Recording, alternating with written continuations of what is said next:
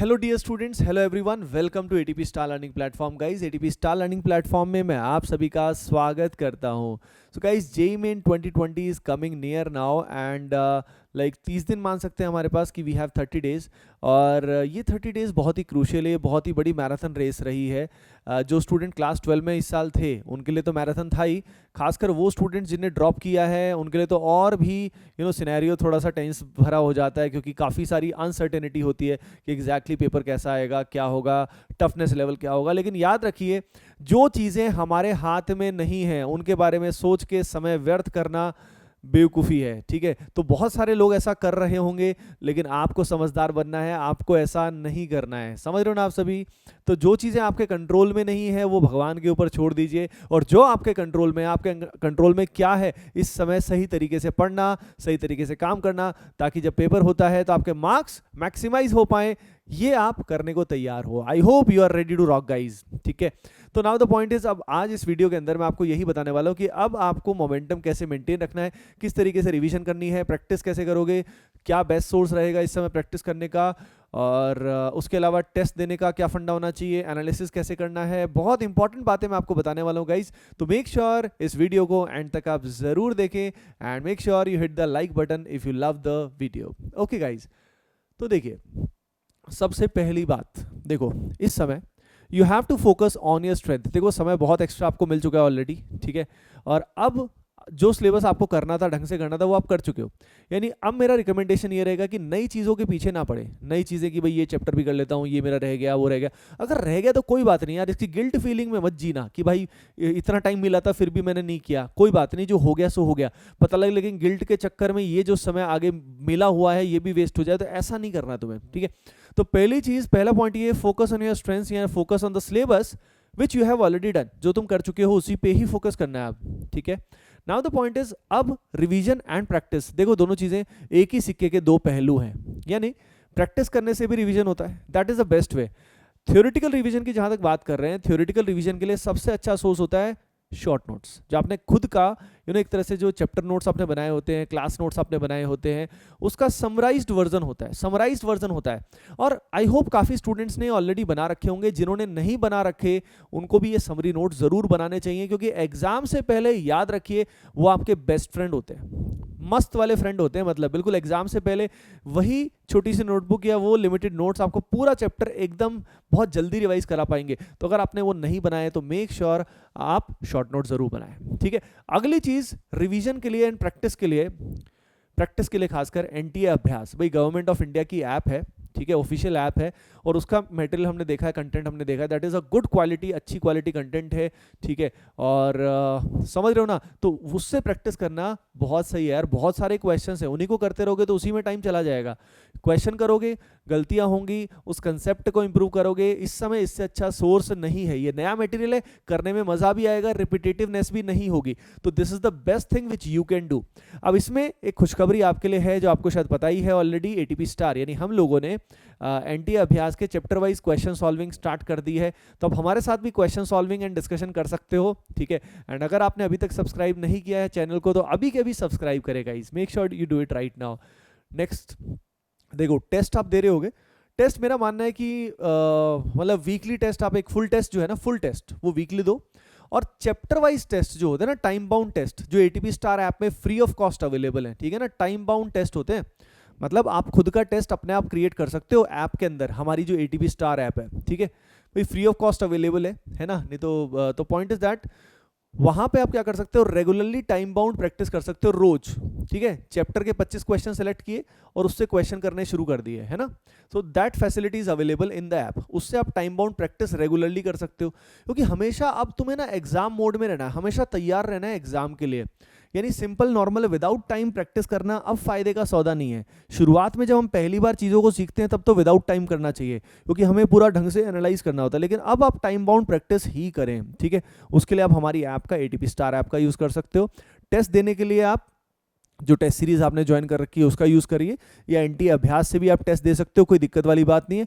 लेकिन याद रखना, अब अगली बात आती है कि सिर्फ टेस्ट देने से काम नहीं चलता है। हाँ, आपको क्वेश्चन वाइज एनालिसिस भी करना चाहिए कि गलती कहाँ पे हुई। जैसे मान लो 75 क्वेश्चंस में से तुमने अटेम्प्ट किए 50, अब 50 अटेम्प्ट किए यानी 25 तुमसे नहीं हुए, तो पहला एनालिसिस तुम्हारा उन 25 क्वेश्चंस का होना चाहिए कि वो जो 25 क्वेश्चंस तुमसे नहीं हुए वो क्यों नहीं हुए, भाई क्या गलती हुई, क्या परेशानी हुई। पहली चीज तो ये क्वेश्चन वाइज लिखना पड़ेगा कि ये चैप्टर नहीं आता था। अब जो नहीं आता था उसके पीछे पढ़ने की जरूरत नहीं है, लेकिन जो आता था फिर भी छूट गया स्पीड की वजह से या कोई, समझ रहे हो ना, क्यों रह गया वो आपको देखना है, ठीक है। उसके अलावा जो आपसे गलत हुए उसमें गलती किस तरह की हुई उसको डिटेल में लिखो कि कैलकुलेशन एरर था, कैलकुलेशन एरर में भी क्यों हुआ वो तुम्हें दोबारा समझना होगा ताकि वो गलती दोबारा से नहीं करोगे, समझ रहे हो ना। यानी जब तुम एनालिसिस करोगे ना, क्वेश्चन वाइज एनालिसिस करोगे, प्रॉपर एक नोटबुक अलग से बना लेना, ठीक है।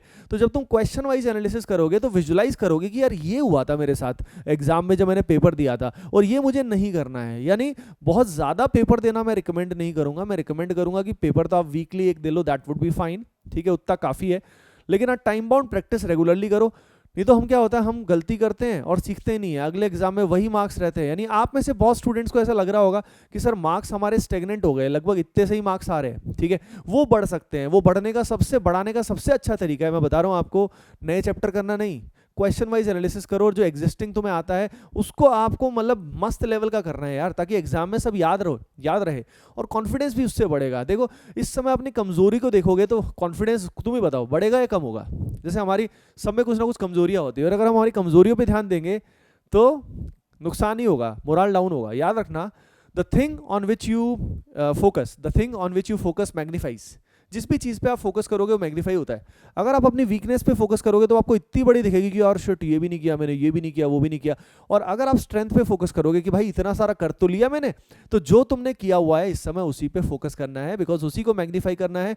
ये कॉन्फिडेंस बूस्ट करने का समय है और बीच बीच में मैं आता रहूंगा, है ना, हर हफ्ते या 2 हफ्ते में इस तरह का वीडियो आएगा, डोंट वरी अबाउट दैट, ठीक है। अब उससे अगली बात, एक बहुत ही इंटरेस्टिंग आपके लिए न्यूज़ है।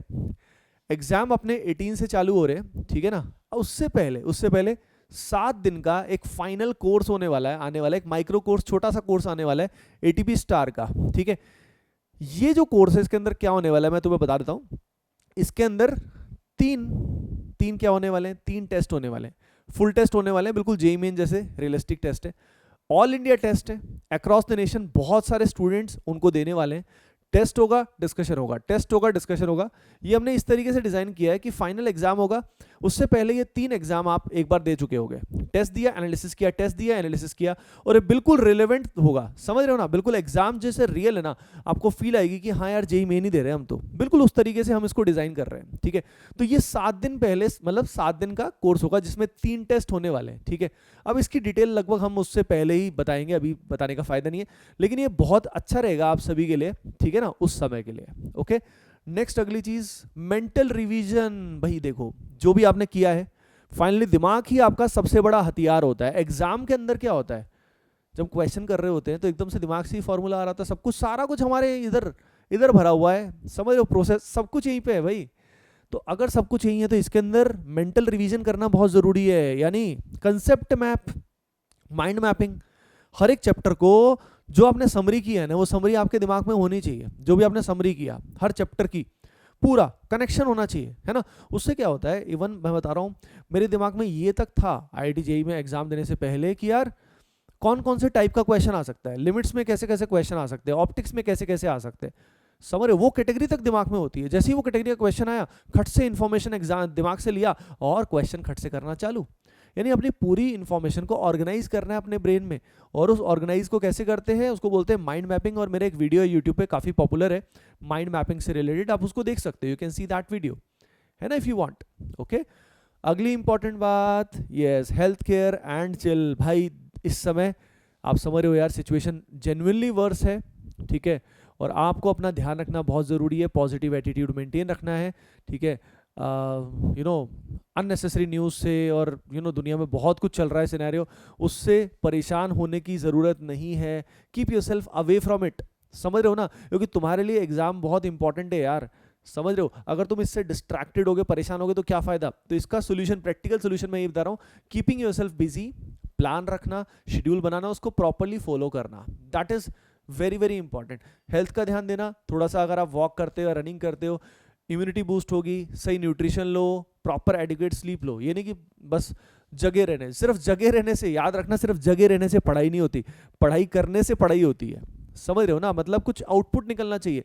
2 घंटे बैठे हो तो कुछ फायदा होना चाहिए। यानी डेली का टारगेट बनाओ यार कि मुझे आज दिन में मुझे ये करना है, और उसको फॉलो करो। सिंपल है, छोटे छोटे टारगेट बनाओ और पूरे करते जाओ, बहुत अच्छा लगता है। जैसे मैं खुद भी अपने दिन के टारगेट बनाता हूँ कि आज मुझे ये टास्क करने हैं छोटे छोटे। जैसे जैसे मैं करता हूँ ना, कॉन्फिडेंस बढ़ता जाता है मेरा, मेरे साथ भी होता है यार। तो आपको भी यही करना पड़ेगा, छोटे छोटे टास्क बनाने हैं, पूरा करना है। और सिर्फ जगे रहने से कोई फायदा नहीं है। अपनी हेल्थ का ध्यान रखो, रिलैक्स रहो।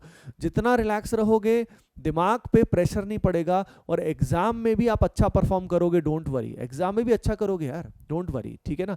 और जो ये 7 दिन वाला जो कोर्स है, इसके अंदर जो 3 टेस्ट होंगे ना, वो आपके लिए गेम चेंजिंग होने वाले हैं। Let me be very very clear, game changing होने वाला है आपके लिए। ओके गाइस, डन है, ठीक है। और उसके अलावा बस आप सभी अपना ध्यान रखो, take care of your family, इतना ही मैं बोलूँगा। एंड सिचुएशन जो कोविड-19 की है, उसमें आपको ध्यान रखना बेहद ज़रूरी है। फैमिली का ध्यान तो रखना ही है। Keep your self safe and stay at home, and guys love you all. And I hope ये वीडियो आपके लिए ज़रूर हेल्पफुल रहा होगा, और इस समय आपको सही डायरेक्शन की जो ज़रूरत थी वो आपको ज़रूर मिली होगी। Okay guys, take care, bye bye and love you all.